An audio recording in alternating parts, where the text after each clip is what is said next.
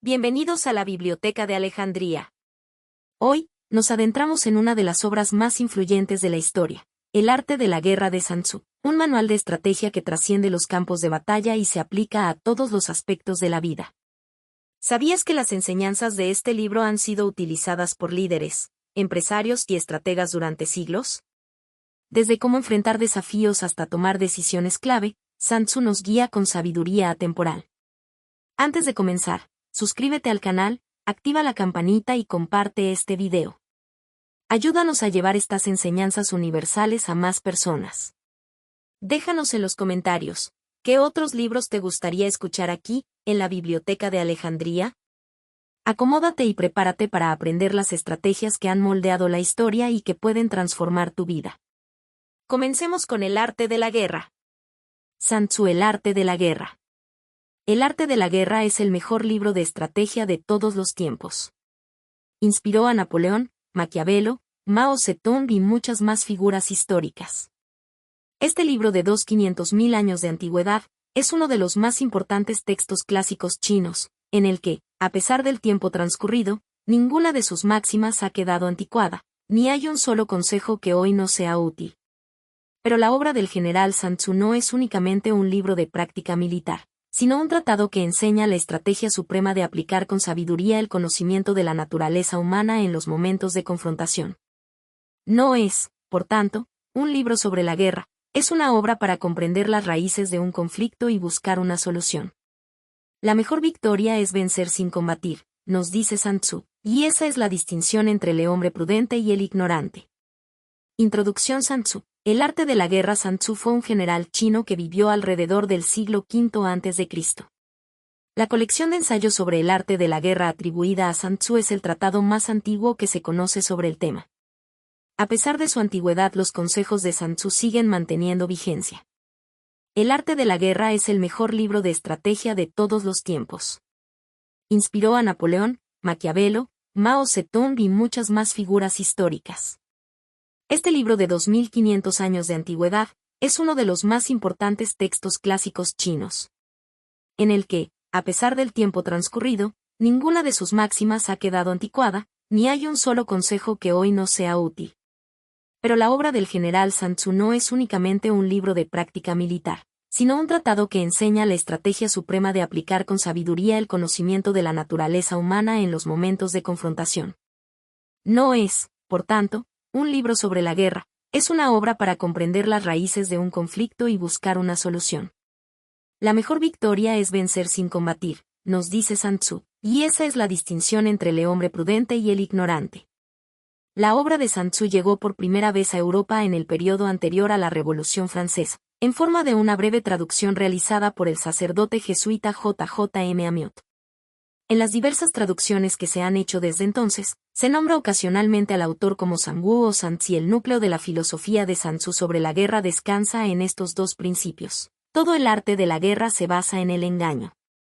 El supremo arte de la guerra es someter al enemigo sin luchar. Las ideas de Sun Tzu se extendieron por el resto de Asia hasta llegar a Japón. Los japoneses adoptaron rápidamente estas enseñanzas y, posiblemente, añadieron algunas de su propia cosecha. Hay constancia de que el principal libro japonés sobre el tema, el libro de los 5 anillos, está influido por la filosofía de Sun Tzu, ya que su autor, Miyamoto Musashi, estudió el tratado de El arte de la guerra durante su formación como samurái. Habitualmente se hace referencia a las culturas orientales como culturas de estrategia y no es pequeña la influencia de Sun Tzu en este desarrollo cultural.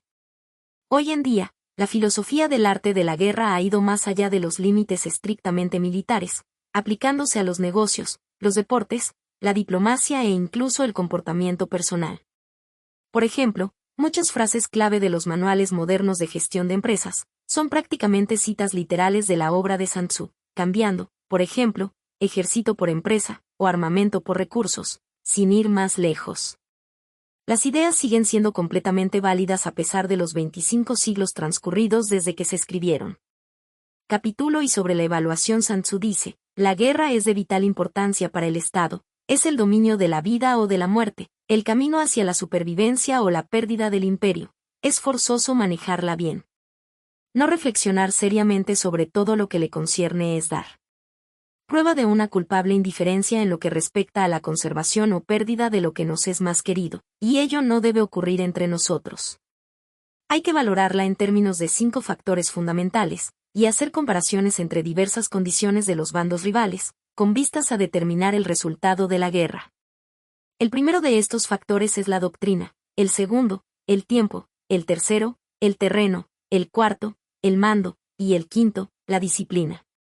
La doctrina significa aquello que hace que el pueblo esté en armonía con su gobernante, de modo que le siga donde sea, sin temer por sus vidas ni a correr cualquier peligro. El tiempo significa el yin y el yang, la noche y el día, el frío y el calor, días despejados o lluviosos, y el cambio de las estaciones. El terreno implica las distancias, y hace referencia a donde es fácil o difícil desplazarse, y si es campo abierto o lugares estrechos, y esto influencia las posibilidades de supervivencia. El mando ha de tener como cualidades, sabiduría, sinceridad, benevolencia, coraje y disciplina. Por último, la disciplina ha de ser comprendida como la organización del ejército, las graduaciones y rangos entre los oficiales, la regulación de las rutas de suministros, y la provisión de material militar al ejército. Estos 5 factores fundamentales han de ser conocidos por cada general. Aquel que los domina, vence, aquel que no, sale derrotado. Por lo tanto, al trazar los planes, han de compararse los siguientes 7 factores, valorando cada uno con el mayor cuidado. ¿Qué dirigente es más sabio y capaz? ¿Qué comandante posee el mayor talento? ¿Qué ejército obtiene ventajas de la naturaleza y el terreno? ¿En qué ejército se observan mejor las regulaciones y las instrucciones? ¿Qué tropas son más fuertes? ¿Qué ejército tiene oficiales y tropas mejor entrenadas? ¿Qué ejército administra recompensas y castigos de forma más justa? Mediante el estudio de estos 7 factores, seré capaz de adivinar cuál de los 2 bandos saldrá victorioso y cuál será derrotado. El general que siga mi consejo, es seguro que vencerá. Ese general ha de ser mantenido al mando. Aquel que ignore mi consejo, ciertamente será derrotado. Ese debe ser destituido. Tras prestar atención a mi consejo y planes, el general debe crear una situación que contribuya a su cumplimiento. Por situación quiero decir que debe tomar en consideración la situación del campo, y actuar de acuerdo con lo que le es ventajoso. El arte de la guerra se basa en el engaño. Por lo tanto, cuando es capaz de atacar, ha de aparentar incapacidad, cuando las tropas se mueven, aparentar inactividad. Si está cerca del enemigo, ha de hacerle creer que está lejos, si está lejos, aparentar que se está cerca. Poner cebos para atraer al enemigo. Golpear al enemigo cuando está desordenado. Prepararse contra él cuando está seguro en todas partes.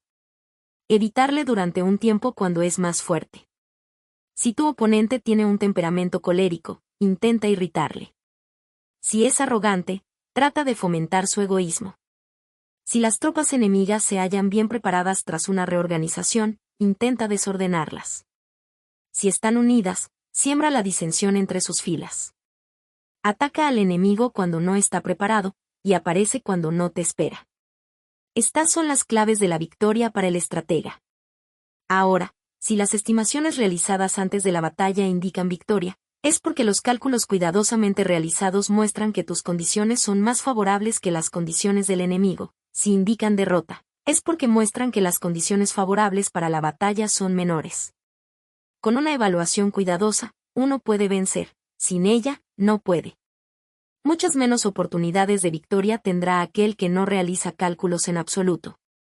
Gracias a este método, se puede examinar la situación, y el resultado aparece claramente. Capítulo 2 sobre la iniciación de las acciones. Una vez comenzada la batalla, aunque estés ganando, de continuar por mucho tiempo, desanimará a tus tropas y embotará tu espada. Si estás sitiando una ciudad, agotarás tus fuerzas.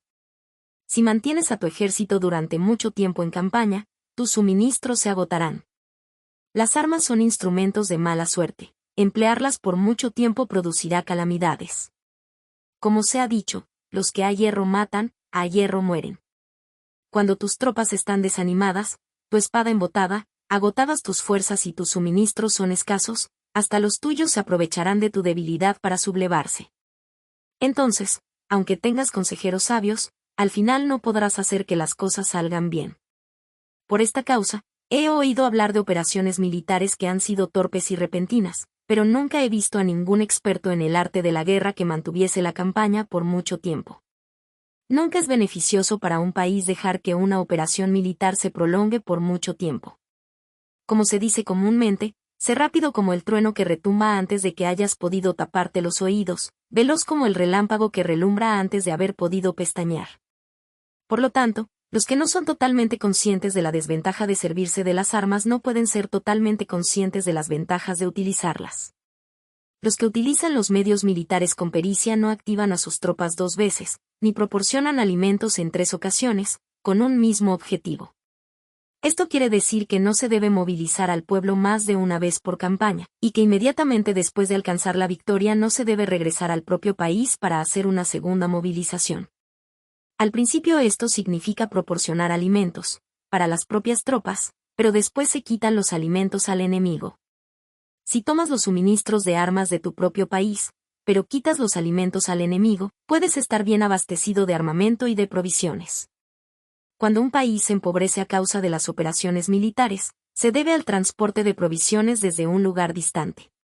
Si las transportas desde un lugar distante, el pueblo se empobrecerá. Los que habitan cerca de donde está el ejército pueden vender sus cosechas a precios elevados, pero se acaba de este modo el bienestar de la mayoría de la población.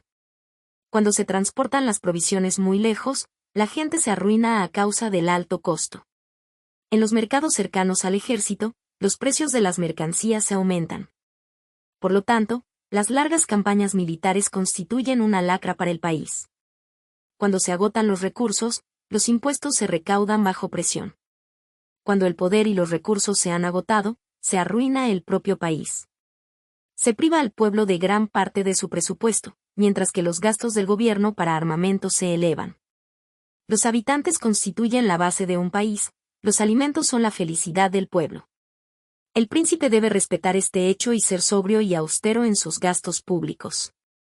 En consecuencia, un general inteligente lucha por desproveer al enemigo de sus alimentos. Cada porción de alimentos tomados al enemigo equivale a 20 que te suministras a ti mismo. Así pues, lo que arrasa al enemigo es la imprudencia, y la motivación de los tuyos en asumir los beneficios de los adversarios. Cuando recompenses a tus hombres con los beneficios que ostentaban los adversarios los harás luchar por propia iniciativa, y así podrás tomar el poder y la influencia que tenía el enemigo. Es por esto por lo que se dice que donde hay grandes recompensas hay hombres valientes. Por consiguiente, en una batalla de carros, recompensa primero al que tome al menos 10 carros. Si recompensas a todo el mundo, no habrá suficiente para todos, así pues, ofrece una recompensa a un soldado para animar a todos los demás. Cambia sus colores, de los soldados enemigos hechos prisioneros, utilízalos mezclados con los tuyos. Trata bien a los soldados y préstales atención. Los soldados prisioneros deben ser bien tratados, para conseguir que en el futuro luchen para ti. A esto se llama vencer al adversario e incrementar por añadidura tus propias fuerzas. Si utilizas al enemigo para derrotar al enemigo, serás poderoso en cualquier lugar a donde vayas. Así pues, lo más importante en una operación militar es la victoria y no la persistencia. Esta última no es beneficiosa. Un ejército es como el fuego, si no lo apagas, se consumirá por sí mismo. Por lo tanto, sabemos que el que está a la cabeza del ejército está a cargo de las vidas de los habitantes y de la seguridad de la nación. Capítulo 3 sobre las proposiciones de la victoria y la derrota. Como regla general, es mejor conservar a un enemigo intacto que destruirlo. Capturar a sus soldados para conquistarlos y dominas a sus jefes. Un general decía, practica las artes marciales, calcula la fuerza de tus adversarios, haz que pierdan su ánimo y dirección, de manera que aunque el ejército enemigo esté intacto sea inservible, esto es ganar sin violencia. Si destruyes al ejército enemigo y matas a sus generales, asaltas sus defensas disparando, reúnes a una muchedumbre y usurpas un territorio, todo esto es ganar por la fuerza. Por esto, los que ganan todas las batallas no son realmente profesionales, los que consiguen que se rindan impotentes los ejércitos ajenos sin luchar son los mejores maestros del arte de la guerra. Los guerreros superiores atacan mientras los enemigos están proyectando sus planes. Luego deshacen sus alianzas. Por eso, un gran emperador decía, el que lucha por la victoria frente a espadas desnudas no es un buen general. La peor táctica es atacar a una ciudad. Asediar, acorralar a una ciudad solo se lleva a cabo como último recurso. Emplea no menos de 3 meses en preparar tus artefactos y otros 3 para coordinar los recursos para tu asedio. Nunca se debe atacar por cólera y con prisas. Es aconsejable tomarse tiempo en la planificación y coordinación del plan. Por lo tanto, un verdadero maestro de las artes marciales vence a otras fuerzas enemigas sin batalla, conquista otras ciudades sin asediarlas y destruye a otros ejércitos sin emplear mucho tiempo. Un maestro experto en las artes marciales deshace los planes de los enemigos, estropea sus relaciones y alianzas, le corta los suministros o bloquea su camino, venciendo mediante estas tácticas sin necesidad de luchar. Es imprescindible luchar contra todas las facciones enemigas para obtener una victoria completa, de manera que su ejército no quede acuartelado y el beneficio sea total. Esta es la ley del asedio estratégico. La victoria completa se produce cuando el ejército no lucha, la ciudad no es asediada, la destrucción no se prolonga durante mucho tiempo, y en cada caso el enemigo es vencido por el empleo de la estrategia. Así pues, la regla de la utilización de la fuerza es la siguiente: si tus fuerzas son 10 veces superiores a las del adversario, rodéalo; si son 5 veces superiores, atácalo; si son 2 veces superiores, divídelo. Si tus fuerzas son iguales en número, lucha si te es posible. Si tus fuerzas son inferiores, mantente continuamente en guardia, pues el más pequeño fallo te acarrearía las peores consecuencias. Trata de mantenerte al abrigo y evita en lo posible un enfrentamiento abierto con él. La prudencia y la firmeza de un pequeño número de personas pueden llegar a cansar y a dominar incluso a numerosos ejércitos. Este consejo se aplica en los casos en que todos los factores son equivalentes. Si tus fuerzas están en orden mientras que las suyas están inmersas en el caos, si tú y tus fuerzas están con ánimo y ellos desmoralizados, entonces, aunque sean más numerosos, puedes entrar en batalla. Si tus soldados, tus fuerzas, tu estrategia y tu valor son menores que las de tu adversario, entonces debes retirarte y buscar una salida. En consecuencia, si el bando más pequeño es obstinado, cae prisionero del bando más grande. Esto quiere decir que si un pequeño ejército no hace una valoración adecuada de su poder y se atreve a enemistarse con una gran potencia, por mucho que su defensa sea firme, inevitablemente se convertirá en conquistado. Si no puedes ser fuerte, pero tampoco sabes ser débil, serás derrotado. Los generales son servidores del pueblo. Cuando su servicio es completo, el pueblo es fuerte. Cuando su servicio es defectuoso, el pueblo es débil. Así pues, existen 3 maneras en las que un príncipe lleva al ejército al desastre. Cuando un príncipe, ignorando los hechos, ordena avanzar a sus ejércitos o retirarse cuando no deben hacerlo, a esto se le llama inmovilizar al ejército. Cuando un príncipe ignora los asuntos militares, pero comparte en pie de igualdad el mando del ejército, los soldados acaban confusos. Cuando el príncipe ignora cómo llevar a cabo las maniobras militares, pero comparte por igual su dirección, los soldados están vacilantes. Una vez que los ejércitos están confusos y vacilantes, empiezan los problemas procedentes de los adversarios. A esto se le llama perder la victoria por trastornar el aspecto militar. Si intentas utilizar los métodos de un gobierno civil para dirigir una operación militar, la operación será confusa. Triunfan aquellos que saben cuándo luchar y cuando no saben discernir cuándo utilizar muchas o pocas tropas. Tienen tropas cuyos rangos superiores e inferiores tienen el mismo objetivo. Se enfrentan con preparativos a enemigos desprevenidos. Tienen generales competentes y no limitados por sus gobiernos civiles. Estas 5 son las maneras de conocer al futuro vencedor. Hablar de que el príncipe sea el que da las órdenes en todo es como el general solicitarle permiso al príncipe para poder apagar un fuego. Para cuando sea autorizado, ya no quedan sino cenizas. Si conoces a los demás y te conoces a ti mismo, ni en 100 batallas correrás peligro. Si no conoces a los demás, pero te conoces a ti mismo, perderás una batalla y ganarás otra. Si no conoces a los demás ni te conoces a ti mismo, correrás peligro en cada batalla. CAPITULO 4 sobre la medida en la disposición de los medios. Antiguamente, los guerreros expertos se hacían a sí mismos invencibles en primer lugar, y después aguardaban para descubrir la vulnerabilidad de sus adversarios. Hacerte invencible significa conocerte a ti mismo, Aguardar para descubrir la vulnerabilidad del adversario significa conocer a los demás. La invencibilidad está en uno mismo, la vulnerabilidad en el adversario. Por esto, los guerreros expertos pueden ser invencibles, pero no pueden hacer que sus adversarios sean vulnerables. Si los adversarios no tienen orden de batalla sobre el que informarse, ni negligencias o fallos de los que aprovecharse, ¿cómo puedes vencerlos aunque estén bien pertrechados? Por esto es por lo que se dice que la victoria puede ser percibida, pero no fabricada. La invencibilidad es una cuestión de defensa, la vulnerabilidad, una cuestión de ataque. Mientras no hayas observado vulnerabilidades en el orden de batalla de los adversarios, oculta tu propia formación de ataque, y prepárate para ser invencible, con la finalidad de preservarte. Cuando los adversarios tienen órdenes de batalla vulnerables, es el momento de salir a atacarlos. La defensa es para tiempos de escasez, el ataque para tiempos de abundancia. Los expertos en defensa se esconden en las profundidades de la tierra, los expertos en maniobras de ataque se esconden en las más elevadas alturas del cielo. De esta manera pueden protegerse y lograr la victoria total.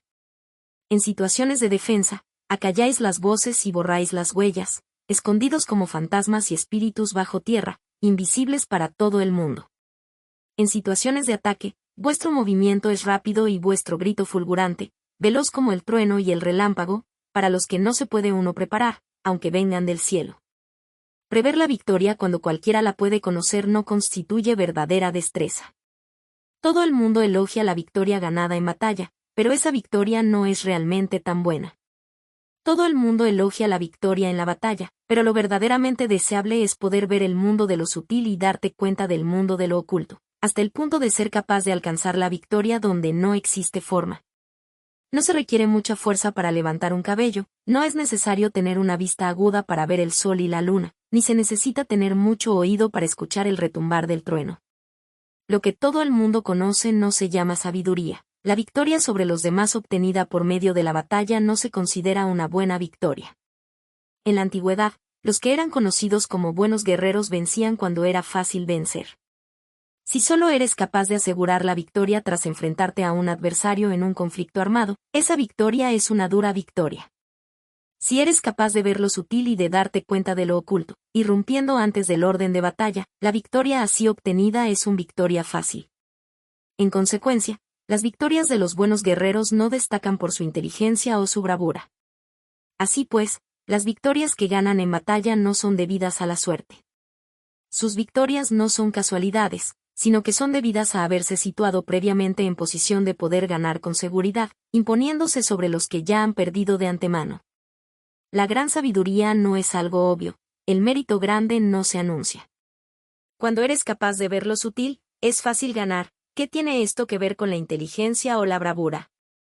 Cuando se resuelven los problemas antes de que surjan, ¿quién llama a esto inteligencia?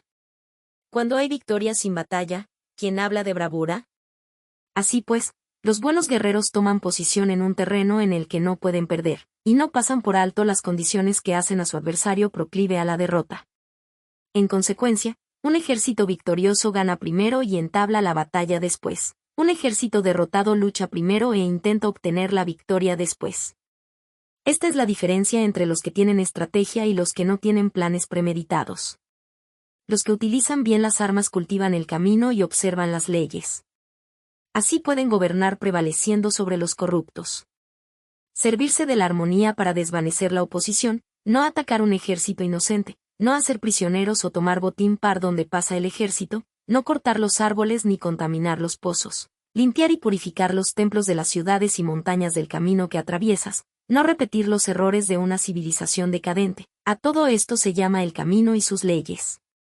Cuando el ejército esté estrictamente disciplinado, hasta el punto en que los soldados morirían antes que desobedecer las órdenes, y las recompensas y los castigos merecen confianza y están bien establecidos, cuando los jefes y oficiales son capaces de actuar de esta forma, pueden vencer a un príncipe enemigo corrupto. Las reglas militares son 5: medición, valoración, cálculo, comparación y victoria. El terreno da lugar a las mediciones, estas dan lugar a las valoraciones a los cálculos, estos a las comparaciones, y las comparaciones dan lugar a las victorias. Mediante las comparaciones de las dimensiones puedes conocer dónde se halla la victoria o la derrota.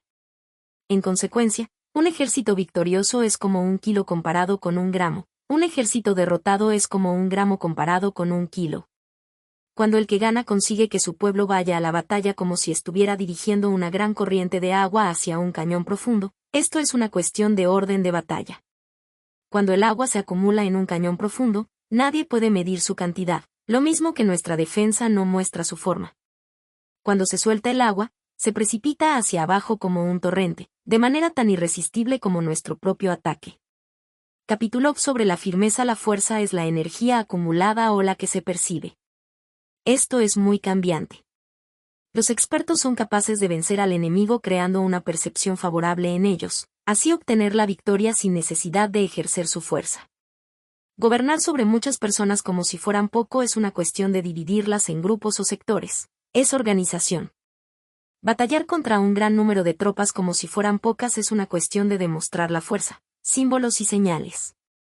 Se refiere a lograr una percepción de fuerza y poder en la oposición. En el campo de batalla se refiere a las formaciones y banderas utilizadas para desplegar las tropas y coordinar sus movimientos. Lograr que el ejército sea capaz de combatir contra el adversario sin ser derrotado es una cuestión de emplear métodos ortodoxos o heterodoxos. La ortodoxia y la heterodoxia no es algo fijo, sino que se utilizan como un ciclo. Un emperador que fue un famoso guerrero y administrador, hablaba de manipular las percepciones de los adversarios sobre lo que es ortodoxo y heterodoxo, y después atacar inesperadamente, combinando ambos métodos hasta convertirlo en uno, volviéndose así indefinible para el enemigo. Que el efecto de las fuerzas sea como el de piedras arrojadas sobre huevos, es una cuestión de lleno y vacío. Cuando induces a los adversarios a atacarte en tu territorio, su fuerza siempre está vacía, en desventaja, mientras que no compitas en lo que son los mejores, tu fuerza siempre estará llena. Atacar con lo vacío contra lo lleno es como arrojar piedras sobre huevos, de seguro se rompen. Cuando se entabla una batalla de manera directa, la victoria se gana por sorpresa. El ataque directo es ortodoxo. El ataque indirecto es heterodoxo. Solo hay 2 clases de ataques en la batalla, el extraordinario por sorpresa y el directo ordinario, pero sus variantes son innumerables. Lo ortodoxo y lo heterodoxo se originan recíprocamente, como un círculo sin comienzo ni fin. ¿Quién podría agotarlos? Cuando la velocidad del agua que fluye alcanza el punto en el que puede mover las piedras, esta es la fuerza directa. Cuando la velocidad y maniobrabilidad del halcón es tal que puede atacar y matar, esto es precisión. Lo mismo ocurre con los guerreros expertos. Su fuerza es rápida, su precisión certera. Su fuerza es como disparar una catapulta, su precisión es dar en el objetivo previsto y causar el efecto esperado. El desorden llega del orden, la cobardía surge del valor, la debilidad brota de la fuerza. Si quieres fingir desorden para convencer a tus adversarios y distraerlos, primero tienes que organizar el orden, porque solo entonces puedes crear un desorden artificial. Si quieres fingir cobardía para conocer la estrategia de los adversarios, primero tienes que ser extremadamente valiente, porque solo entonces puedes actuar como tímido de manera artificial. Si quieres fingir debilidad para inducir la arrogancia en tus enemigos, primero has de ser extremadamente fuerte porque solo entonces puedes pretender ser débil. El orden y el desorden son una cuestión de organización, la cobardía es una cuestión valentía y la de ímpetu, la fuerza y la debilidad son una cuestión de la formación en la batalla. Cuando un ejército tiene la fuerza del ímpetu, percepción, incluso el tímido se vuelve valiente, cuando pierde la fuerza del ímpetu, incluso el valiente se convierte en tímido. Nada está fijado en las leyes de la guerra, estas se desarrollan sobre la base del ímpetu. Con astucia se puede anticipar y lograr que los adversarios se convenzan a sí mismos cómo proceder y moverse, les ayuda a caminar por el camino que les traza. Hace moverse a los enemigos con la perspectiva del triunfo, para que caigan en la emboscada. Los buenos guerreros buscan la efectividad en la batalla a partir de la fuerza del ímpetu, percepción, y no dependen solo de la fuerza de sus soldados. Son capaces de escoger a la mejor gente, desplegarlos adecuadamente y dejar que la fuerza del ímpetu logre sus objetivos. Cuando hay entusiasmo, convicción, orden, organización, recursos, compromiso de los soldados, tienes la fuerza del ímpetu y el tímido es valeroso. Así es posible asignar a los soldados por sus capacidades, habilidades y encomendarle deberes y responsabilidades adecuadas. El valiente puede luchar, el cuidadoso puede hacer de centinela, y el inteligente puede estudiar, analizar y comunicar. Cada cual es útil. Hacer que los soldados luchen permitiendo que la fuerza del ímpetu haga su trabajo es como hacer rodar rocas. Las rocas permanecen inmóviles cuando están en un lugar plano, pero ruedan en un plano inclinado, se quedan fijas cuando son cuadradas, pero giran si son redondas. Por lo tanto, cuando se conduce a los hombres a la batalla con astucia, el impulso es como rocas redondas que se precipitan montaña abajo, esta es la fuerza que produce la victoria. CAPITULOV sobre lo lleno y lo vacío los que anticipan, se preparan y llegan primero al campo de batalla y esperan al adversario están en posición descansada, los que llegan los últimos al campo de batalla, los que improvisan y entablan la lucha quedan agotados. Los buenos guerreros hacen que los adversarios vengan a ellos, y de ningún modo se dejan atraer fuera de su fortaleza. Si haces que los adversarios vengan a ti para combatir, su fuerza estará siempre vacía. Si no sales a combatir, tu fuerza estará siempre llena. Este es el arte de vaciar a los demás y de llenarte a ti mismo. Lo que impulsa a los adversarios a venir hacia ti por propia decisión es la perspectiva de ganar. Lo que desanima a los adversarios de ir hacia ti es la probabilidad de sufrir daños. Cuando los adversarios están en posición favorable, debes cansarlos. Cuando están bien alimentados, cortar los suministros. Cuando están descansando, hacer que se pongan en movimiento. Ataca inesperadamente, haciendo que los adversarios se agoten corriendo para salvar sus vidas. Interrumpe sus provisiones, arrasa sus campos y corta sus vías de aprovisionamiento. Aparece en lugares críticos y ataca donde menos se lo esperen, haciendo que tengan que acudir al rescate. Aparece donde no puedan ir, se dirige hacia donde menos se lo esperen. Para desplazarte cientos de kilómetros sin cansancio, atraviesa tierras despobladas. Atacar un espacio abierto no significa solo un espacio en el que el enemigo no tiene defensa. Mientras su defensa no sea estricta, el lugar no esté bien guardado, los enemigos se desperdigarán ante ti, como si estuvieras atravesando un territorio despoblado. Para tomar infaliblemente lo que atacas, ataca donde no haya defensa. Para mantener una defensa infaliblemente segura, defiende donde no haya ataque. Así, en el caso de los que son expertos en el ataque, sus enemigos no saben por dónde atacar. Cuando se cumplen las instrucciones, las personas son sinceramente leales y comprometidas, los planes y preparativos para la defensa implantados con firmeza, siendo tan sutil y reservado que no se revelan las estrategias de ninguna forma, y los adversarios se sienten inseguros, y su inteligencia no les sirve para nada. Sé extremadamente sutil, discreto, hasta el punto de no tener forma. Sé completamente misterioso y confidencial, hasta el punto de ser silencioso. De esta manera podrás dirigir el destino de tus adversarios. Para avanzar sin encontrar resistencia, arremete por sus puntos débiles. Para retirarte de manera esquiva, sé más rápido que ellos. Las situaciones militares se basan en la velocidad, llega como el viento, muévete como el relámpago, y los adversarios no podrán vencerte. Por lo tanto, cuando quieras entrar en batalla, incluso si el adversario está atrincherado en una posición defensiva, no podrá evitar luchar si atacas en el lugar en el que debe acudir irremediablemente al rescate. Cuando no quieras entrar en batalla, incluso si trazas una línea en el terreno que quieres conservar, el adversario no puede combatir contigo porque le das una falsa pista.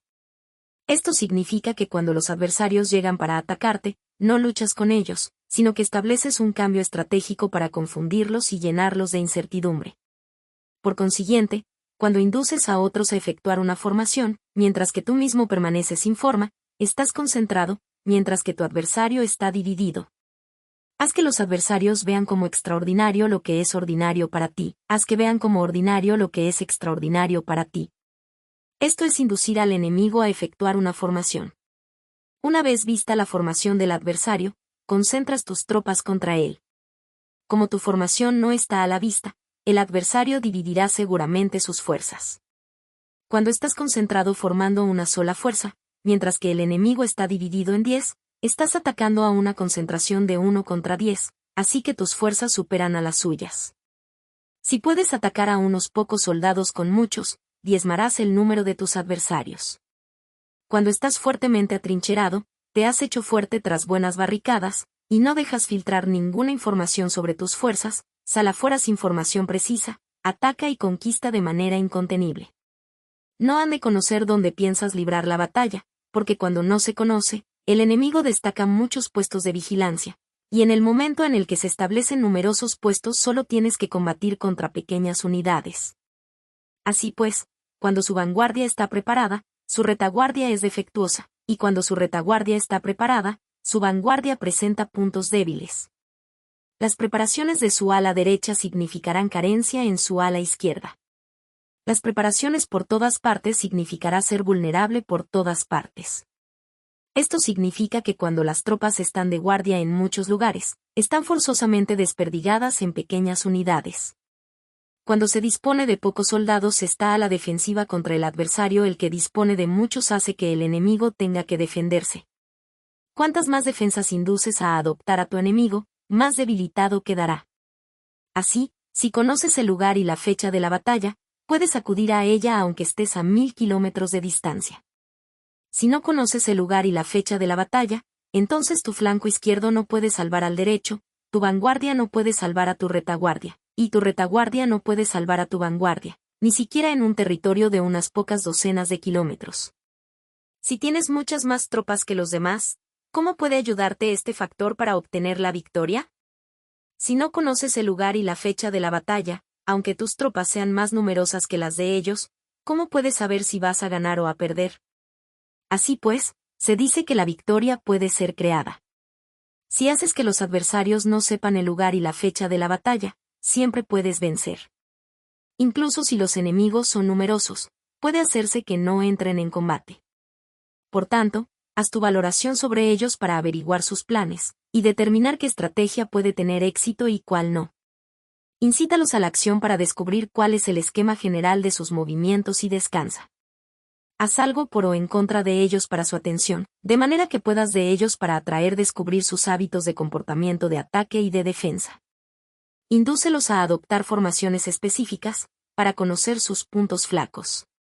Esto significa utilizar muchos métodos para confundir y perturbar al enemigo con el objetivo de observar sus formas de respuesta hacia ti. Después de haberlas observado, actúas en consecuencia, de manera que puedes saber qué clase de situaciones significan vida y cuáles significan muerte. Pruébalos para averiguar sus puntos fuertes y sus puntos débiles. Por lo tanto, el punto final de la formación de un ejército es llegar a la no forma. Cuando no tienes forma, los informadores no pueden descubrir nada, ya que la información no puede crear una estrategia. Una vez que no tienes forma perceptible, no dejas huellas que puedan ser seguidas. Los informadores no encuentran ninguna grieta por donde mirar y los que están a cargo de la planificación no pueden establecer ningún plan realizable. La victoria sobre multitudes mediante formaciones precisas debe ser desconocida para las multitudes. Todo el mundo conoce la forma mediante la que resultó vencedor, pero nadie conoce la forma mediante la que aseguró la victoria. En consecuencia, la victoria en la guerra no es repetitiva, sino que adapta su forma continuamente. Determinar los cambios apropiados significa no repetir las estrategias previas para obtener la victoria. Para lograrla, puedo adaptarme desde el principio a cualquier formación que los adversarios puedan adoptar. Las formaciones son como el agua. La naturaleza del agua es evitar lo alto e ir hacia abajo. La naturaleza de los ejércitos es evitar lo lleno y atacar lo vacío. El flujo del agua está determinado por la tierra. La victoria viene determinada por el adversario. Así pues, un ejército no tiene formación constante, lo mismo que el agua no tiene forma constante. Se llama genio a la capacidad de obtener la victoria cambiando y adaptándose según el enemigo. CAPITULO 7 sobre el enfrentamiento directo e indirecto. La regla ordinaria para el uso del ejército es que el mando del ejército reciba órdenes de las autoridades civiles y después reúne y concentra a las tropas, acuartelándolas juntas. Nada es más difícil que la lucha armada. Luchar con otros cara a cara para conseguir ventajas es lo más arduo del mundo. La dificultad de la lucha armada es hacer cercanas las distancias largas y convertir los problemas en ventajas. Mientras que das la apariencia de estar muy lejos, empiezas tu camino y llegas antes que el enemigo. Por lo tanto, haces que su ruta sea larga, atrayéndole con la esperanza de ganar. Cuando emprendes la marcha después que los otros y llegas antes que ellos, conoces la estrategia de hacer que las distancias sean cercanas.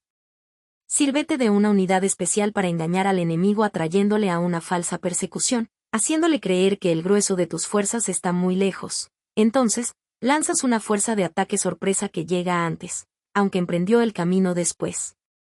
Por consiguiente, la lucha armada puede ser provechosa y puede ser peligrosa. Para el experto es provechosa, para el inexperto peligrosa. Movilizar a todo el ejército para el combate en aras de obtener alguna ventaja tomaría mucho tiempo, pero combatir por una ventaja con un ejército incompleto tendría como resultado una falta de recursos. Si te movilizas rápidamente y sin parar día y noche, recorriendo el doble de la distancia habitual, y si luchas por obtener alguna ventaja a miles de kilómetros, tus jefes militares serán hechos prisioneros. Los soldados que sean fuertes llegarán allí primero, los más cansados llegarán después. Como regla general, solo lo conseguirá 1 de cada 10. Cuando la ruta es larga, las tropas se cansan. Si han gastado su fuerza en la movilización, llegan agotadas mientras que sus adversarios están frescos. Así pues, es seguro que serán atacadas. Combatir por una ventaja a 50 kilómetros de distancia frustrará los planes del mando, y, como regla general, solo la mitad de los soldados lo harán. Si se combate por obtener una ventaja a 30 kilómetros de distancia, solo 2 de cada 3 soldados los recorrerán. Así pues, un ejército perece si no está equipado, si no tiene provisiones o si no tiene dinero. Estas 3 cosas son necesarias. No puedes combatir para ganar con un ejército no equipado, o sin provisiones, lo que el dinero facilita. Por tanto, si ignoras los planes de tus rivales, no puedes hacer alianzas precisas. A menos que conozcas las montañas y los bosques, los desfiladeros y los pasos, y la condición de los pantanos, no puedes maniobrar con una fuerza armada. A menos que utilices guías locales, no puedes aprovecharte de las ventajas del terreno. Solo cuando conoces cada detalle de la condición del terreno puedes maniobrar y guerrear. Por consiguiente, una fuerza militar se usa según la estrategia prevista, se moviliza mediante la esperanza de recompensa, y se adapta mediante la división y la combinación. Una fuerza militar se establece mediante la estrategia en el sentido de que distraes al enemigo para que no pueda conocer cuál es tu situación real y no pueda imponer su supremacía. Se moviliza mediante la esperanza de recompensa, en el sentido de que entra en acción cuando ve la posibilidad de obtener una ventaja. Dividir y volver a hacer combinaciones de tropas se hace para confundir al adversario y observar cómo reacciona frente a ti. De esta manera puedes adaptarte para obtener la victoria. Por eso, cuando una fuerza militar se mueve con rapidez es como el viento, cuando va lentamente es como el bosque, es voraz como el fuego e inmóvil como las montañas. Es rápida como el viento en el sentido que llega sin avisar y desaparece como el relámpago. Es como un bosque porque tiene un orden. Es voraz como el fuego que devasta una planicie sin dejar tras sí ni una brizna de hierba. Es inmóvil como una montaña cuando se acuartela. Es tan difícil de conocer como la oscuridad, su movimiento es como un trueno que retumba. Para ocupar un lugar, divide a tus tropas. Para expandir tu territorio, divide los beneficios. La regla general de las operaciones militares es desproveer de alimentos al enemigo todo lo que se pueda. Sin embargo, en localidades donde la gente no tiene mucho, es necesario dividir a las tropas en grupos más pequeños para que puedan tomar en diversas partes lo que necesitan, ya que solo así tendrán suficiente. En cuanto a dividir el botín, significa que es necesario repartirlo entre las tropas para guardar lo que ha sido ganado, no dejando que el enemigo lo recupere. Actúa después de haber hecho una estimación. Gana el que conoce primero la medida de lo que está lejos y lo que está cerca. Esta es la regla general de la lucha armada. El primero que hace el movimiento es el invitado, el último es el anfitrión. El invitado lo tiene difícil, el anfitrión lo tiene fácil. Cerca y lejos significan desplazamiento. El cansancio, el hambre y el frío surgen del desplazamiento. Un antiguo libro que trata de asuntos militares dice, las palabras no son escuchadas, para eso se hacen los símbolos y los tambores. Las banderas y los estandartes se hacen a causa de la ausencia de visibilidad. Símbolos, tambores, banderas y estandartes se utilizan para concentrar y unificar los oídos y los ojos de los soldados. Una vez que están unificados, el valiente no puede actuar solo, ni el tímido puede retirarse solo. Esta es la regla general del empleo de un grupo. Unificar los oídos y los ojos de los soldados significa hacer que miren y escuchen al unísono de manera que no caigan en la confusión y el desorden.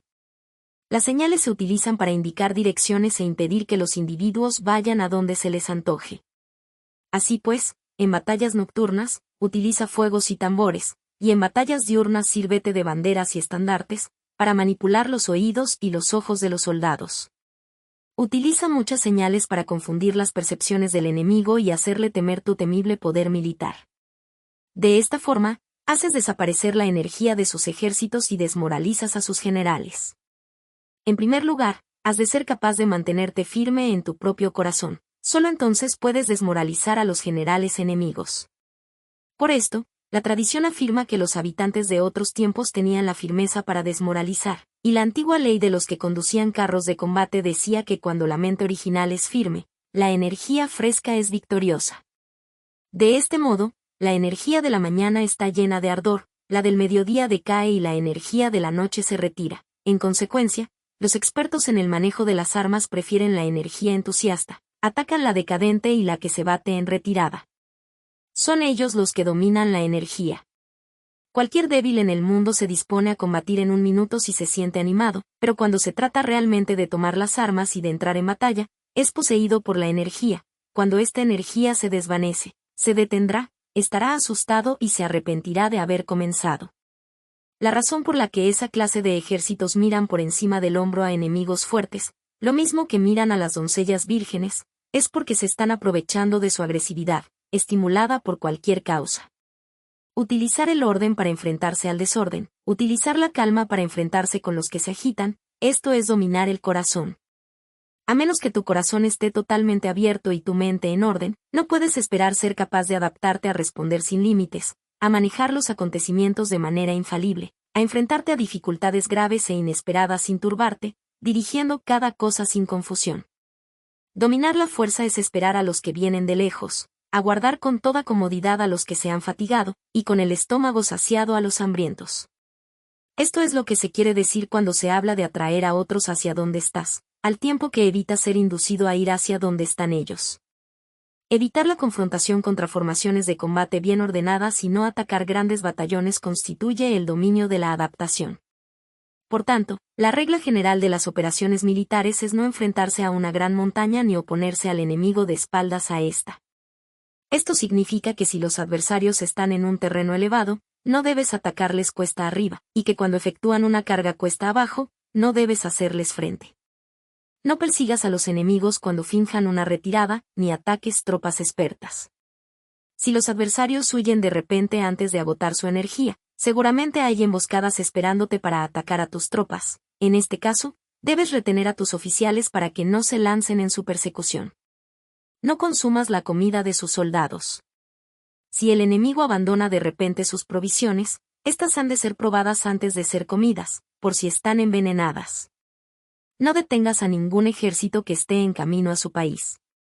Bajo estas circunstancias, un adversario luchará hasta la muerte.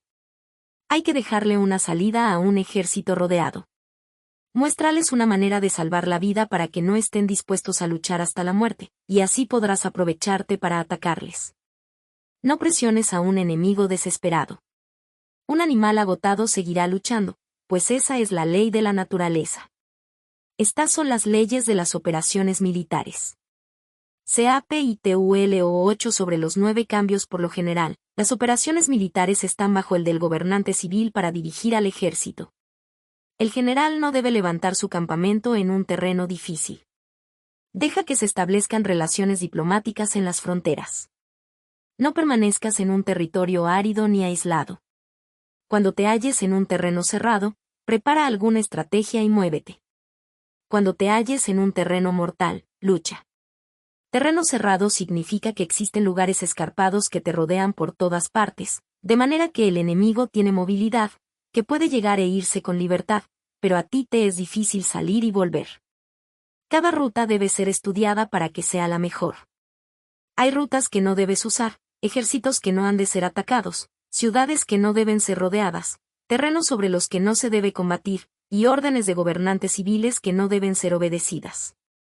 En consecuencia, los generales que conocen las variables posibles para aprovecharse del terreno saben cómo manejar las fuerzas armadas. Si los generales no saben cómo adaptarse de manera ventajosa, aunque conozcan la condición del terreno, no pueden aprovecharse de él. Si están al mando de ejércitos, pero ignoran las artes de la total adaptabilidad, aunque conozcan el objetivo a lograr, no pueden hacer que los soldados luchen por él. Si eres capaz de ajustar la campaña a cambiar conforme al ímpetu de las fuerzas, entonces la ventaja no cambia, y los únicos que son perjudicados son los enemigos. Por esta razón, no existe una estructura permanente. Si puedes comprender totalmente este principio, puedes hacer que los soldados actúen en la mejor forma posible. Por lo tanto, las consideraciones de la persona inteligente siempre incluyen el analizar objetivamente el beneficio y el daño. Cuando considera el beneficio, su acción se expande; cuando considera el daño, sus problemas pueden resolverse. El beneficio y el daño son interdependientes, y los sabios los tienen en cuenta. Por ello, lo que retiene a los adversarios es el daño, lo que les mantiene ocupados es la acción, y lo que les motiva es el beneficio. Cansa a los enemigos manteniéndolos ocupados y no dejándoles respirar. Pero antes de lograrlo, tienes que realizar previamente tu propia labor. Esa labor consiste en desarrollar un ejército fuerte, un pueblo próspero, una sociedad armoniosa y una manera ordenada de vivir. Así pues, la norma general de las operaciones militares consiste en no contar con que el enemigo no acuda, sino confiar en tener los medios de enfrentarte a él; no contar con que el adversario no ataque, sino confiar en poseer lo que no puede ser atacado. Si puedes recordar siempre el peligro cuando estás a salvo y el caos en tiempos de orden, permanece atento al peligro y al caos mientras no tengan todavía forma, y evítalos antes de que se presenten. Esta es la mejor estrategia de todas. Por esto, existen 5 rasgos que son peligrosos en los generales. Los que están dispuestos a morir, pueden perder la vida; los que quieren preservar la vida, pueden ser hechos prisioneros; los que son dados a los apasionamientos irracionales, pueden ser ridiculizados; los que son muy puritanos, pueden ser deshonrados; los que son compasivos, pueden ser turbados. Si te presentas en un lugar que con toda seguridad los enemigos se precipitarán a defender, las personas compasivas se apresurarán invariablemente a rescatar a sus habitantes, causándose a sí mismos problemas y cansancio. Estos son 5 rasgos que constituyen defectos en los generales y que son desastrosos para las operaciones militares. Los buenos generales son de otra manera: se comprometen hasta la muerte, pero no se aferran a la esperanza de sobrevivir; actúan de acuerdo con los acontecimientos, en forma racional y realista, sin dejarse llevar por las emociones ni estar sujetos a quedar confundidos. Cuando ven una buena oportunidad, son como tigres; en caso contrario cierran sus puertas. Su acción y su no acción son cuestiones de estrategia, y no pueden ser complacidos ni enfadados. Capítulo 9 sobre la distribución de los medios. Las maniobras militares son el resultado de los planes y las estrategias en la manera más ventajosa para ganar. Determinan la movilidad y efectividad de las tropas. Si vas a colocar tu ejército en posición de observar al enemigo, atraviesa rápido las montañas y vigílalos desde un valle. Considera el efecto de la luz y mantente en la posición más elevada del valle. Cuando combatas en una montaña, ataca desde arriba hacia abajo y no al revés. Combate estando cuesta abajo y nunca cuesta arriba. Evita que el agua divida tus fuerzas; aléjate de las condiciones desfavorables lo antes que te sea posible. No te enfrentes a los enemigos dentro del agua; es conveniente dejar que pasen la mitad de sus tropas y en ese momento dividirlas y atacarlas. No te sitúes río abajo. No camines en contra de la corriente, ni en contra del viento. Si acampas en la ribera de un río, tus ejércitos pueden ser sorprendidos de noche, empujados a ahogarse o se les puede colocar veneno en la corriente. Tus barcas no deben ser amarradas corriente abajo, para impedir que el enemigo aproveche la corriente lanzando sus barcas contra ti. Si atraviesas pantanos, hazlo rápidamente. Si te encuentras frente a un ejército en medio de un pantano, permanece cerca de sus plantas acuáticas o respaldado por los árboles. En una llanura, toma posiciones desde las que sea fácil maniobrar, manteniendo las elevaciones del terreno detrás y a tu derecha, estando las partes más bajas delante y las más altos detrás. Generalmente, un ejército prefiere un terreno elevado y evita un terreno bajo; aprecia la luz y detesta la oscuridad. Los terrenos elevados son estimulantes, y por lo tanto, la gente se halla a gusto en ellos; además son convenientes para adquirir la fuerza del ímpetu. Los terrenos bajos son húmedos, lo cual provoca enfermedades y dificulta el combate. Cuida de la salud física de tus soldados con los mejores recursos disponibles. Cuando no existe la enfermedad en un ejército, se dice que éste es invencible. Donde haya montículos y terraplenes, sitúate en su lado soleado, manteniéndolos siempre a tu derecha y detrás.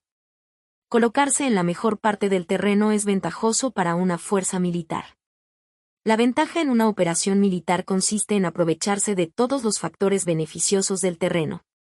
Cuando llueve río arriba y la corriente trae consigo la espuma, si quieres cruzarlo, espera a que escampe. Siempre que un terreno presente barrancos infranqueables, lugares cerrados, trampas, riesgos, grietas y prisiones naturales, debes abandonarlo rápidamente y no acercarte a él. En lo que a mí concierne, siempre me mantengo alejado de estos accidentes del terreno, de manera que los adversarios estén más cerca que yo de ellos. Doy la cara a estos accidentes, de manera que queden a espaldas del enemigo. Entonces estás en situación ventajosa, y él tiene condiciones desfavorables. Cuando un ejército se está desplazando, si atraviesa territorios montañosos con muchas corrientes de agua y pozos, o pantanos cubiertos de juncos, o bosques vírgenes llenos de árboles y vegetación, es imprescindible escudriñarlos totalmente y con cuidado, ya que estos lugares ayudan a las emboscadas y a los espías. Es esencial bajar del caballo y escudriñar el terreno, por si existen tropas escondidas para tenderte una emboscada. También podría ser que hubiera espías al acecho observándote y escuchando tus instrucciones y movimientos. Cuando el enemigo está cerca, pero permanece en calma, quiere decir que se halla en una posición fuerte. Cuando está lejos pero intenta provocar hostilidades, quiere que avances. Si, además, su posición es accesible, eso quiere decir que le es favorable. Si un adversario no conserva la posición que le es favorable por las condiciones del terreno y se sitúa en otro lugar conveniente, debe ser porque existe alguna ventaja táctica para obrar de esta manera. Si se mueven los árboles, es que el enemigo se está acercando. Si hay obstáculos entre los matorrales, es que has tomado un mal camino. La idea de poner muchos obstáculos entre la maleza es hacerte pensar que existen tropas emboscadas escondidas en medio de ella. Si los pájaros alzan el vuelo, hay tropas emboscadas en el lugar. Si los animales están asustados, existen tropas atacantes. Si se elevan columnas de polvo altas y espesas, hay carros que se están acercando. Si son bajas y anchas, se acercan soldados a pie. Humaredas esparcidas significan que se está cortando leña. Pequeñas polvaredas que van y vienen indican que hay que levantar el campamento. Si los emisarios del enemigo pronuncian palabras humildes mientras que éste incrementa sus preparativos de guerra, esto quiere decir que va a avanzar. Cuando se pronuncian palabras altisonantes y se avanza ostentosamente, es señal de que el enemigo se va a retirar. Si sus emisarios vienen con palabras humildes, envía espías para observar al enemigo y comprobarás que está aumentando sus preparativos de guerra. Cuando los carros ligeros salen en primer lugar y se sitúan en los flancos, están estableciendo un frente de batalla. Si los emisarios llegan pidiendo la paz sin firmar un tratado, significa que están tramando algún complot. Si el enemigo dispone rápidamente a sus carros en filas de combate, es que está esperando refuerzos. No se precipitarán para un encuentro ordinario si no entienden que les ayudará, o debe haber una fuerza que se halla a distancia y que es esperada en un determinado momento para unir sus tropas y atacarte. Conviene anticipar, prepararse inmediatamente para esta eventualidad. Si la mitad de sus tropas avanza y la otra mitad retrocede, es que el enemigo piensa atraerte a una trampa. El enemigo está fingiendo en este caso confusión y desorden para incitarte a que avances. Si los soldados enemigos se apoyan unos en otros, es que están hambrientos. Si los aguadores beben en primer lugar, es que las tropas están sedientas. Si el enemigo ve una ventaja pero no la aprovecha, es que está cansado. Si los pájaros se reúnen en el campo enemigo, es que el lugar está vacío. Si hay pájaros sobrevolando una ciudad, el ejército ha huido. Si se producen llamadas nocturnas, es que los soldados enemigos están atemorizados. Tienen miedo y están inquietos, y por eso se llaman unos a otros. Si el ejército no tiene disciplina, esto quiere decir que el general no es tomado en serio. Si los estandartes se mueven, es que está sumido en la confusión. Las señales se utilizan para unificar el grupo, así pues, si se desplaza de acá para allá sin orden ni concierto, significa que sus filas están confusas. Si sus emisarios muestran irritación, significa que están cansados. Si matan sus caballos para obtener carne, es que los soldados carecen de alimentos. Cuando no tienen marmitas y no vuelven a su campamento, son enemigos completamente desesperados. Si se producen murmuraciones, faltas de disciplina y los soldados hablan mucho entre sí, quiere decir que se ha perdido la lealtad de la tropa. Las murmuraciones describen la expresión de los verdaderos sentimientos. Las faltas de disciplina indican problemas con los superiores. Cuando el mando ha perdido la lealtad de las tropas, los soldados se hablan con franqueza entre sí sobre los problemas con sus superiores. Si se otorgan numerosas recompensas, es que el enemigo se halla en un callejón sin salida. Cuando se ordenan demasiados castigos, es que el enemigo está desesperado. Cuando la fuerza de su ímpetu está agotada, otorgan constantes recompensas para tener contentos a los soldados, para evitar que se rebelen en masa. Cuando los soldados están tan agotados que no pueden cumplir las órdenes, son castigados una y otra vez para restablecer la autoridad. Ser violento al principio y terminar después temiendo a los propios soldados es el colmo de la ineptitud. Los emisarios que acuden con actitud conciliatoria indican que el enemigo quiere una tregua.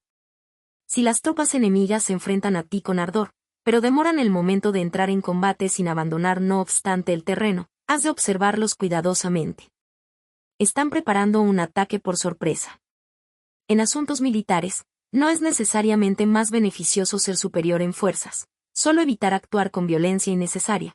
Es suficiente con consolidar tu poder, hacer estimaciones sobre el enemigo y conseguir reunir tropas. Eso es todo. El enemigo que actúa aisladamente, que carece de estrategia y que toma a la ligera a sus adversarios, inevitablemente acabará siendo derrotado. Si tu plan no contiene una estrategia de retirada o posterior al ataque, sino que confías exclusivamente en la fuerza de tus soldados, y tomas a la ligera a tus adversarios sin valorar su condición, con toda seguridad caerás prisionero. Si se castiga a los soldados antes de haber conseguido que sean leales al mando, no obedecerán, y si no obedecen, serán difíciles de emplear. Tampoco podrán ser empleados si no se lleva a cabo ningún castigo, incluso después de haber obtenido su lealtad. Cuando existe un sentimiento subterráneo de aprecio y confianza, y los corazones de los soldados están ya vinculados al mando, si se relaja la disciplina, los soldados se volverán arrogantes y será imposible emplearlos. Por lo tanto, dirígelos mediante el arte civilizado y unifícalos mediante las artes marciales. Esto significa una victoria continua.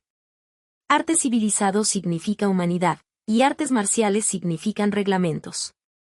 Mándalos con humanidad y benevolencia, unifícalos de manera estricta y firme. Cuando la benevolencia y la firmeza son evidentes, es posible estar seguro de la victoria. Cuando las órdenes se dan de manera clara, sencilla y consecuente a las tropas, éstas las aceptan. Cuando las órdenes son confusas, contradictorias y cambiantes, las tropas no las aceptan o no las entienden.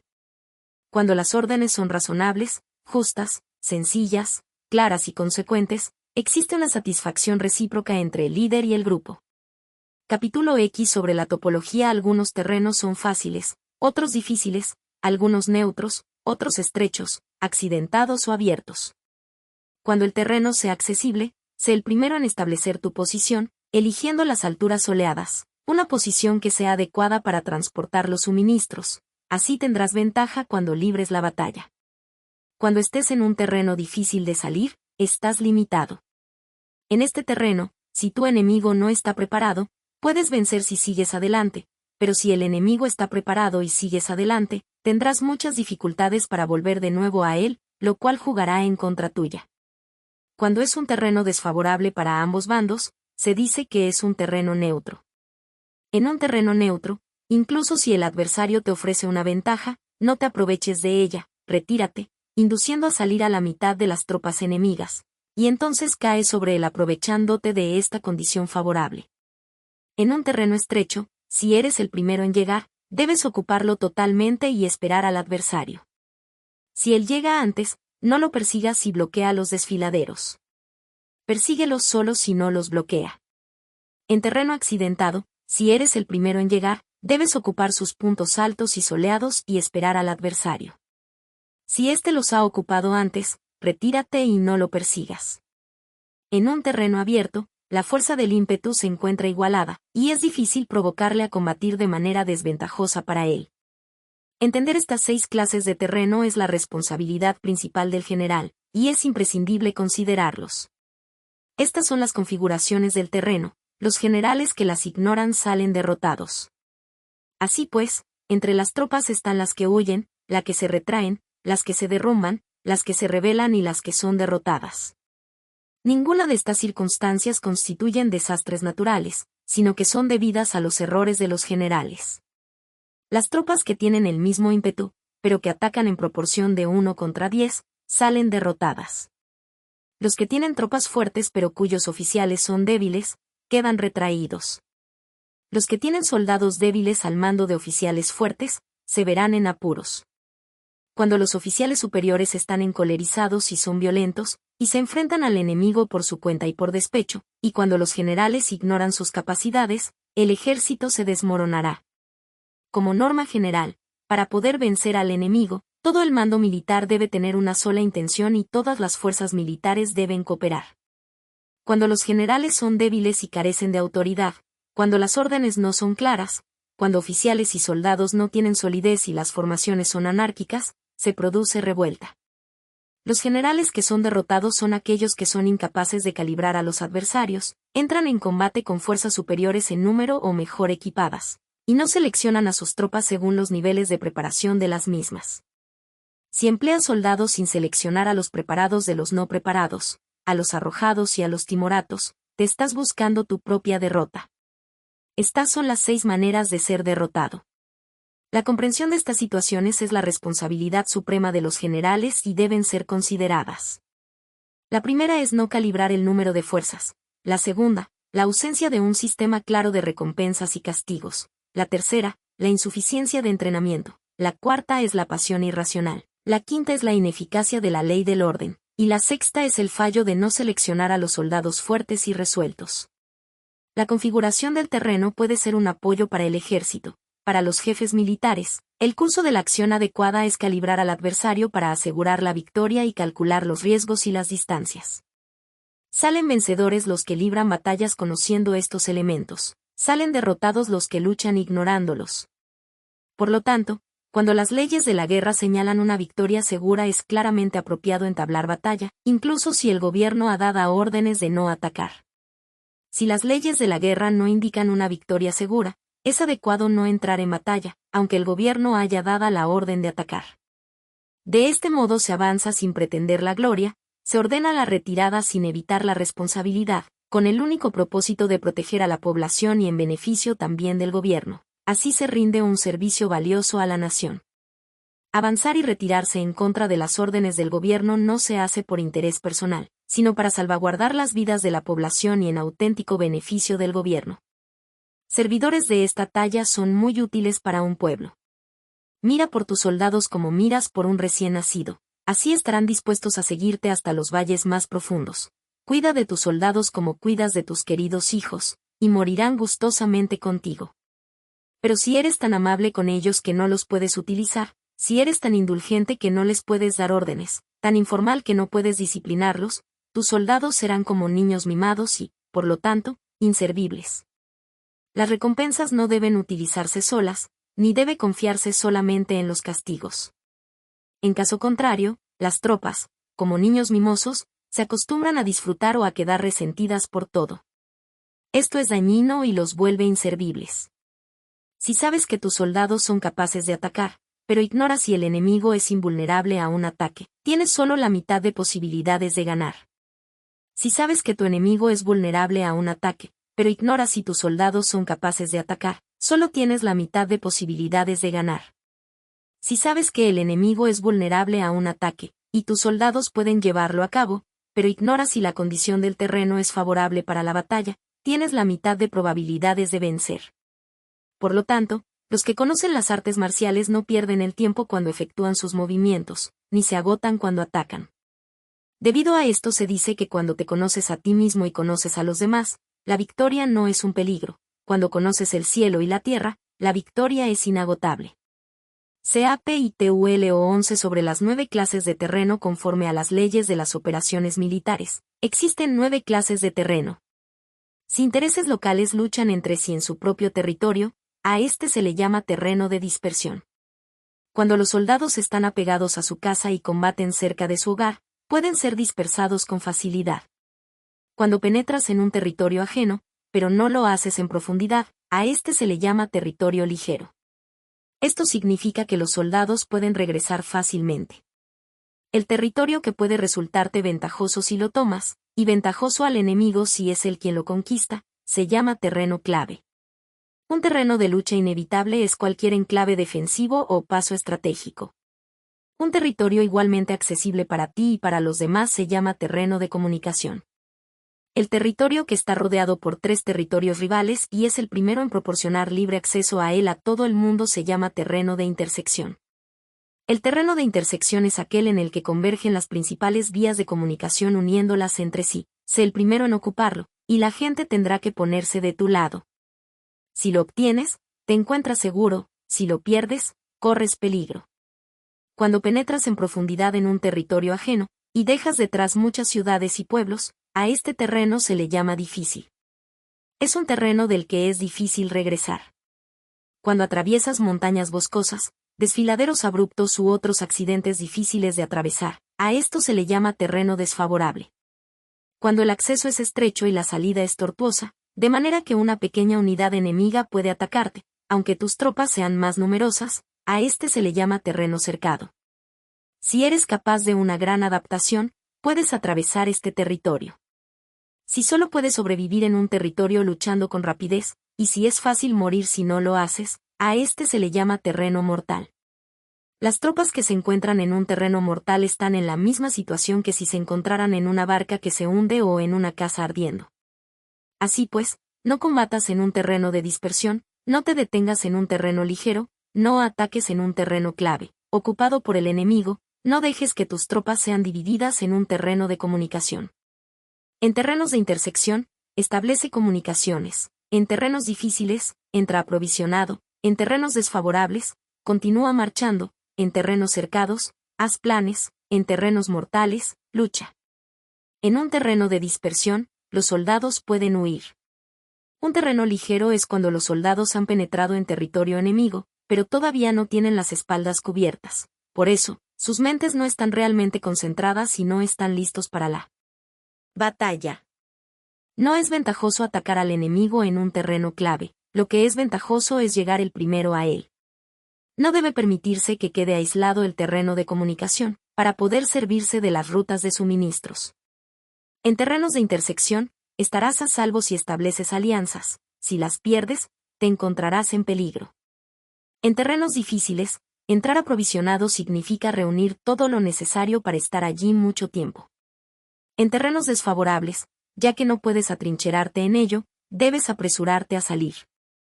En terrenos cercados, introduce tácticas sorpresivas. Si las tropas caen en un terreno mortal, todo el mundo luchará de manera espontánea.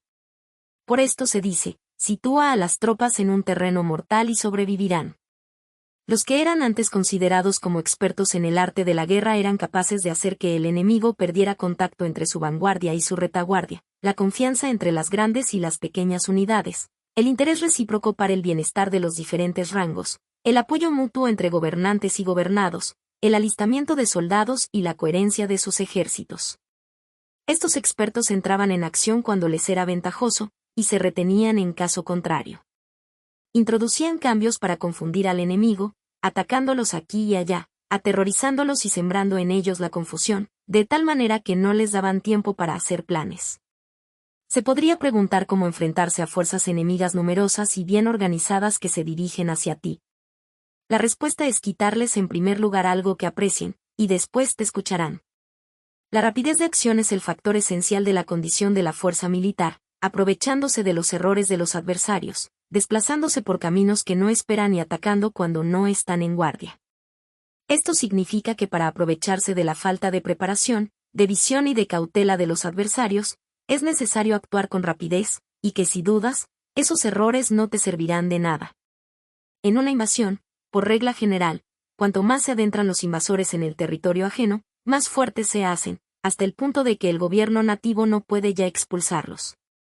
Escoge campos fértiles, y las tropas tendrán suficiente para comer. Cuida de su salud y evita el cansancio, consolida su energía, aumenta su fuerza. Que los movimientos de tus tropas y la preparación de tus planes sean insondables. Consolida la energía más entusiasta de tus tropas, ahorra las fuerzas sobrantes, mantén en secreto tus formaciones y tus planes, permaneciendo insondable para los enemigos, y espera a que se produzca un punto vulnerable para avanzar. Sitúa a tus tropas en un punto que no tenga salida, de manera que tengan que morir antes de poder escapar. Porque, ante la posibilidad de la muerte, ¿qué no estarán dispuestas a hacer? Los guerreros dan entonces lo mejor de sus fuerzas. Cuando se hallan ante un grave peligro, pierden el miedo. Cuando no hay ningún sitio a donde ir, permanecen firmes. Cuando están totalmente implicados en un terreno, se aferran a él. Si no tienen otra opción, lucharán hasta el final. Por esta razón, los soldados están vigilantes sin tener que ser estimulados, se alistan sin tener que ser llamados a filas, son amistosos sin necesidad de promesas, y se puede confiar en ellos sin necesidad de órdenes. Esto significa que cuando los combatientes se encuentran en peligro de muerte, sea cual sea su rango, todos tienen el mismo objetivo, y, por lo tanto, están alertas sin necesidad de ser estimulados. Tienen buena voluntad de manera espontánea y sin necesidad de recibir órdenes, y puede confiarse de manera natural en ellos sin promesas ni necesidad de jerarquía. Prohíbe los augurios para evitar las dudas, y los soldados nunca te abandonarán. Si tus soldados no tienen riquezas, no es porque las desdeñen. Si no tienen más longevidad, no es porque no quieran vivir más tiempo. El día en que se da la orden de marcha, los soldados lloran. Así pues, una operación militar preparada con pericia debe ser como una serpiente veloz que contraataca con su cola cuando alguien le ataca por la cabeza, contraataca con la cabeza cuando alguien le ataca por la cola y contraataca con cabeza y cola, cuando alguien le ataca por el medio. Esta imagen representa el método de una línea de batalla que responde velozmente cuando es atacada. Un manual de 8 formaciones clásicas de batalla dice: haz del frente la retaguardia, haz de la retaguardia el frente, con 4 cabezas y 8 colas. Haz que la cabeza esté en todas partes, y cuando el enemigo arremeta por el centro, cabeza y cola acudirán al rescate. Puede preguntarse la cuestión de si es posible hacer que una fuerza militar sea como una serpiente rápida. La respuesta es afirmativa. Incluso las personas que se tienen antipatía, encontrándose en el mismo barco, se ayudarán entre sí en caso de peligro de zozobrar. Es la fuerza de la situación la que hace que esto suceda. Por esto, no basta con depositar la confianza en caballos atados y ruedas fijadas. Se atan los caballos para formar una línea de combate estable, y se fijan las ruedas para hacer que los carros no se puedan mover. Pero aún así, esto no es suficientemente seguro ni se puede confiar en ello. Es necesario permitir que haya variantes a los cambios que se hacen, poniendo a los soldados en situaciones mortales, de manera que combatan de forma espontánea y se ayuden unos a otros codo con codo. Este es el camino de la seguridad y de la obtención de una victoria cierta. La mejor organización es hacer que se exprese el valor y mantenerlo constante. Tener éxito tanto con tropas débiles como con tropas aguerridas se basa en la configuración de las circunstancias. Si obtienes la ventaja del terreno, puedes vencer a los adversarios, incluso con tropas ligeras y débiles. ¿Cuánto más te sería posible si tienes tropas poderosas y aguerridas? Lo que hace posible la victoria a ambas clases de tropas es las circunstancias del terreno. Por lo tanto, los expertos en operaciones militares logran la cooperación de la tropa, de tal manera que dirigir un grupo es como dirigir a un solo individuo que no tiene más que una sola opción.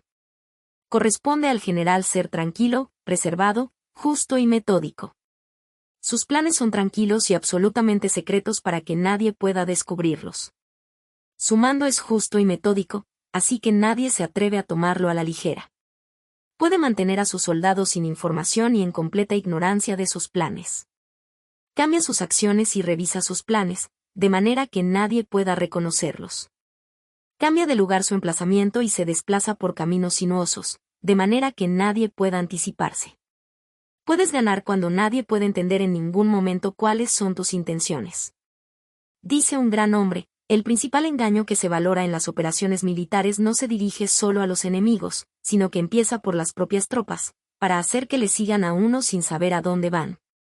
Cuando un general fija una meta a sus tropas, es como el que sube a un lugar elevado y después retira la escalera.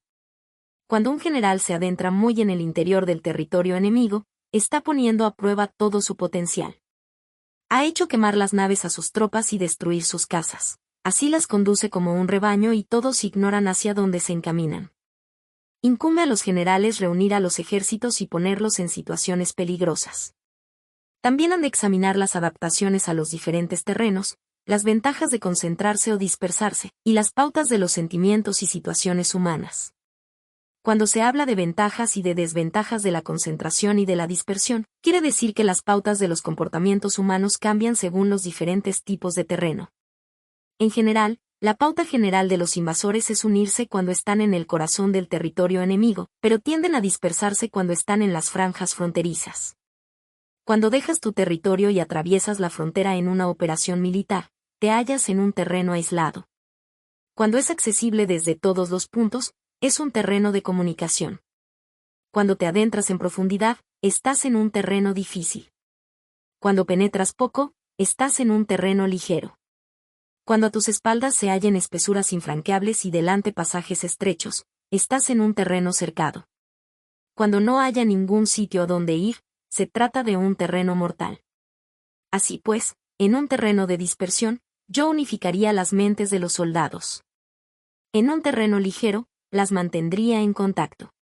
En un terreno clave, les haría apresurarse para tomarlo.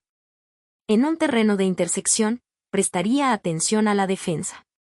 En un terreno de comunicación, establecería sólidas alianzas. En un terreno difícil, aseguraría suministros continuados. En un terreno desfavorable, urgiría a mis tropas a salir rápidamente de él. En un terreno cercado, cerraría las entradas. En un terreno mortal, indicaría a mis tropas que no existe ninguna posibilidad de sobrevivir. Por esto, la psicología de los soldados consiste en resistir cuando se ven rodeados, luchar cuando no se puede evitar, y obedecer en casos extremos. Hasta que los soldados no se ven rodeados, no tienen la determinación de resistir al enemigo hasta alcanzar la victoria. Cuando están desesperados, presentan una defensa unificada. Por ello, los que ignoran los planes enemigos no pueden preparar alianzas. Los que ignoran las circunstancias del terreno no pueden hacer maniobrar a sus fuerzas. Los que no utilizan guías locales no pueden aprovecharse del terreno. Los militares de un gobierno eficaz deben conocer todos estos factores. Cuando el ejército de un gobierno eficaz ataca a un gran territorio, el pueblo no se puede unir. Cuando su poder sobrepasa a los adversarios, es imposible hacer alianzas. Si puedes averiguar los planes de tus adversarios, aprovéchate del terreno y haz maniobrar al enemigo de manera que se encuentre indefenso. En este caso, ni siquiera un gran territorio puede reunir suficientes tropas para detenerte. Por lo tanto, si no luchas por obtener alianzas, ni aumentas el poder de ningún país, pero extiendes tu influencia personal amenazando a los adversarios, todo ello hace que el país y las ciudades enemigas sean vulnerables. Otorga recompensas que no estén reguladas y da órdenes desacostumbradas. Considera la ventaja de otorgar recompensas que no tengan precedentes. Observa cómo el enemigo hace promesas sin tener en cuenta los códigos establecidos. Maneja las tropas como si fueran una sola persona. Empléalas en tareas reales, pero no les hables. Motívalas con recompensas, pero no les comentes los perjuicios posibles. Emplea a tus soldados solo en combatir, sin comunicarles tu estrategia. Déjales conocer los beneficios que les esperan, pero no les hables de los daños potenciales. Si la verdad se filtra, tu estrategia puede hundirse. Si los soldados empiezan a preocuparse, se volverán vacilantes y temerosos. Colócalos en una situación de posible exterminio, y entonces lucharán para vivir. Ponles en peligro de muerte, y entonces sobrevivirán. Cuando las tropas afrontan peligros, son capaces de luchar para obtener la victoria. Así pues, la tarea de una operación militar es fingir acomodarse a las intenciones del enemigo. Si te concentras totalmente en puedes matar a su general aunque estés a kilómetros de distancia. A esto se llama cumplir el objetivo con pericia. Al principio te acomodas a sus intenciones, después matas a sus generales. Esta es la pericia en el cumplimiento del objetivo. Así, el día en que se declara la guerra, se cierran las fronteras, se rompen los salvoconductos y se impide el paso de emisarios. Los asuntos se deciden rigurosamente desde que se comienza a planificar y establecer la estrategia desde la casa o cuartel general. El rigor en los cuarteles generales en la fase de planificación se refiere al mantenimiento del secreto. cuando el enemigo ofrece oportunidades, aprovéchalas inmediatamente. Entérate primero de lo que pretende, y después anticípate a él. Mantén la disciplina y adáptate al enemigo, para determinar el resultado de la guerra. Así, al principio eres como una doncella y el enemigo abre sus puertas. Entonces, tú eres como una liebre suelta, y el enemigo no podrá expulsarte. Capítulo 12. Sobre el arte de atacar por el fuego existen 5 clases de ataques mediante el fuego: quemar a las personas, quemar los suministros, quemar el equipo, quemar los almacenes y quemar las armas. El uso del fuego tiene que tener una base, y exige ciertos medios. Existen momentos adecuados para encender fuegos, concretamente cuando el tiempo es seco y ventoso. Normalmente, en ataques mediante el fuego es imprescindible seguir los cambios producidos por este. Cuando el fuego está dentro del campamento enemigo, prepárate rápidamente desde fuera. Si los soldados se mantienen en calma cuando el fuego se ha declarado, espera y no ataques. Cuando el fuego alcance su punto álgido, síguelo, si puedes, si no, espera. En general, el fuego se utiliza para sembrar la confusión en el enemigo y así poder atacarle. Cuando el fuego puede ser prendido en campo abierto, no esperes a hacerlo en su interior, hazlo cuando sea oportuno. Cuando el fuego sea atizado para el viento, no ataques en dirección contraria a este. No es eficaz luchar contra el ímpetu del fuego, porque el enemigo luchará en este caso hasta la muerte. Si ha soplado el viento durante el día, a la noche amainará. Un viento diurno cesará al anochecer, un viento nocturno cesará al amanecer. Los ejércitos han de saber que existen variantes de las 5 clases de ataques mediante el fuego, y adaptarse a estas de manera racional. No basta saber cómo atacar a los demás con el fuego, es necesario saber cómo impedir que los demás te ataquen a ti. Así pues, la utilización del fuego para apoyar un ataque significa claridad, y la utilización del agua para apoyar un ataque significa fuerza. El agua puede incomunicar, pero no puede arrasar. El agua puede utilizarse para dividir a un ejército enemigo, de manera que su fuerza se desuna y la tuya se fortalezca. Ganar combatiendo o llevar a cabo un asedio victorioso sin recompensar a los que han hecho méritos trae mala fortuna y se hace merecedor de ser llamado avaro. Por eso se dice que un gobierno esclarecido lo tiene en cuenta y que un buen mando militar recompensa el mérito. No moviliza a sus tropas cuando no hay ventajas que obtener, ni actúa cuando no hay nada que ganar, ni luchan cuando no existe peligro. Las armas son instrumentos de mal augurio, y la guerra es un asunto peligroso. Es indispensable impedir una derrota desastrosa, y por lo tanto, no vale la pena movilizar un ejército por razones insignificantes. Las armas solo deben utilizarse cuando no existe otro remedio. Un gobierno no debe movilizar un ejército por ira, y los jefes militares no deben provocar la guerra por cólera. Actúa cuando sea beneficioso, en caso contrario, desiste. La ira puede convertirse en alegría, y la cólera puede convertirse en placer, pero un pueblo destruido no puede hacérsele renacer, y la muerte no puede convertirse en vida. En consecuencia, un gobierno esclarecido presta atención a todo esto, y un buen mando militar lo tiene en cuenta. Esta es la manera de mantener a la nación a salvo y de conservar intacto a su ejército. Capítulo 13 sobre la concordia y la discordia. Una operación militar significa un gran esfuerzo para el pueblo, y la guerra puede durar muchos años para obtener una victoria de un día.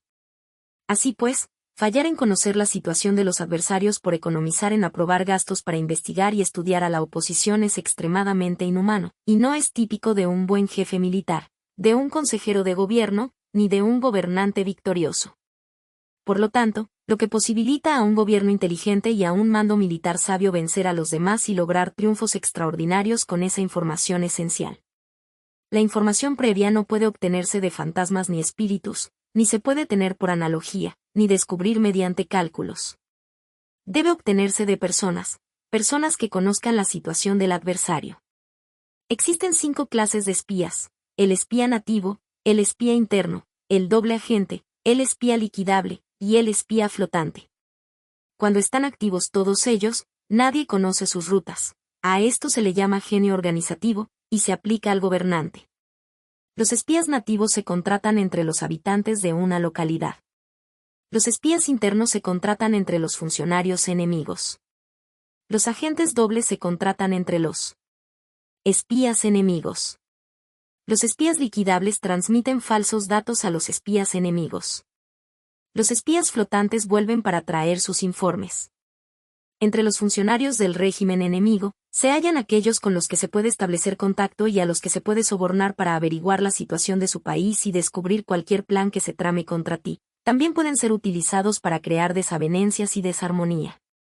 En consecuencia, nadie en las Fuerzas Armadas es tratado con tanta familiaridad como los espías, ni a nadie se le otorgan recompensas tan grandes como a ellos, ni hay asunto más secreto que el espionaje.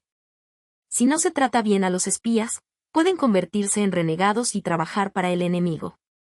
No se pueden utilizar a los espías sin sagacidad y conocimiento. No puede uno servirse de espías sin humanidad y justicia. No se puede obtener la verdad de los espías sin sutileza.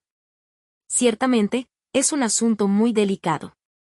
Los espías son útiles en todas partes. Cada asunto requiere un conocimiento previo. Si algún asunto de espionaje es divulgado antes de que el espía haya informado, este y el que lo haya divulgado deben eliminarse. Siempre que quieras atacar a un ejército, asediar una ciudad o atacar a una persona, has de conocer previamente la identidad de los generales que la defienden, de sus aliados, sus visitantes, sus centinelas y de sus criados. Así pues, haz que tus espías averigüen todo sobre ellos. Siempre que vayas a atacar y a combatir, debes conocer primero los talentos de los servidores del enemigo, y así puedes enfrentarte a ellos según sus capacidades. Debes buscar a agentes enemigos que hayan venido a espiarte, sobornarlos e inducirlos a pasarse a tu lado, para poder utilizarlos como agentes dobles. Con la información obtenida de esta manera, puedes encontrar espías nativos y espías internos para contratarlos. Con la información obtenida de estos, puedes fabricar información falsa sirviéndote de espías liquidables. Con la información así obtenida, puedes hacer que los espías flotantes actúen según los planes previstos. Es esencial para un gobernante conocer las 5 clases de espionaje, y este conocimiento depende de los agentes dobles. Así pues, estos deben ser bien tratados. Así, solo un gobernante brillante o un general sabio que pueda utilizar a los más inteligentes para el espionaje puede estar seguro de la victoria. El espionaje es esencial para las operaciones militares, y los ejércitos dependen de él para llevar a cabo sus acciones. No será ventajoso para el ejército actuar sin conocer la situación del enemigo, y conocer la situación del enemigo no es posible sin el espionaje. Gracias por acompañarnos en este recorrido por el arte de la guerra, aquí en la Biblioteca de Alejandría. Espero que las estrategias de Sun Tzu hayan despertado en ti nuevas perspectivas sobre cómo enfrentar los retos y conquistar tus objetivos, tanto en la vida personal como profesional. Si este audiolibro te ha inspirado, no olvides suscribirte al canal, darle me gusta y compartirlo con quienes buscan conocimiento y estrategias de éxito. Activa la campanita para no perderte las próximas joyas literarias que transforman nuestra forma de pensar.